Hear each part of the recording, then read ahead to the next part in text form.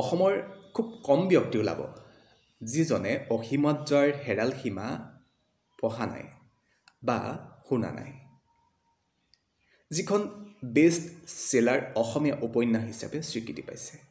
এই বহুল পঠিত অসমীয়াৰ স্ৰষ্টা হৈছে কাঞ্চন বৰুৱা। আমি আজি আমাৰ এই অসমৰ 100জন ব্যক্তিৰ যিটো ছিৰিজ তাৰে তৃতীয়জন ব্যক্তিৰ বিষয়ে আপোনালোকক জনাবলৈ আহিছোঁ, আৰু সেইজন হৈছে কাঞ্চন বৰুৱা। কাঞ্চন বৰুৱাৰ প্ৰকৃত নাম ভুৱন মোহন বৰুৱা। এই কথাটো কিন্তু আপোনালোকে মনত ৰাখিব, কাৰণ এই প্ৰশ্নটো সঘনাই অহা দেখা গৈছে। যিসমূহ বৰ্তমানলৈকে পৰীক্ষা হৈ গৈছে প্ৰায় এইটো ৰিপিট হোৱা দেখা গৈছে। তেখেতৰ জন্ম হৈছিল শ্বিলঙত 1914 চনত। তেওঁৰ আন উপন্যাসসমূহৰ নামো আমি মনত ৰখা অতি দৰকাৰ, যেনে অশান্ত প্ৰহৰ, পুৱতি তৰা, মৃত বিহংগ,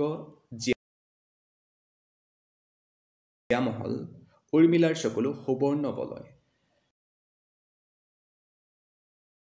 তেখেতৰ এখন গল্প সংকলন আছে যিখনৰ নাম হৈছে মৃগ তৃষ্ণা। এইসমূহ সাহিত্যৰাজিৰে অসমীয়া সাহিত্যৰ ভঁৰাল চহকী কৰি থৈ গৈছে। তেখেতে প্ৰথমে ডিগবৈ শোধনাগাৰত কৰ্মজীৱনৰ আৰম্ভ কৰিছিল, তাৰপিছত যোৰহাটৰ টুকুলাই চাহ গৱেষণা কেন্দ্ৰত অধ্যক্ষ হিচাপে নিয়োজিত হৈছিল। এই যে অসীমত যাৰ হেৰাল সীমা উপন্যাসখন প্ৰথম প্ৰকাশ হৈছিল 1945 চনৰ 15 জুলাইত। 79 বছৰ গৰকা এই উপন্যাসখনে এতিয়াও জনপ্ৰিয়তা লাভ কৰি আছে। উল্লেখযোগ্য যে গ্ৰন্থখনিৰ বেটুপাত অংকন কৰিছিল কলিকতাৰ শিল্পী বিজয় কৃষ্ণ মণ্ডলে।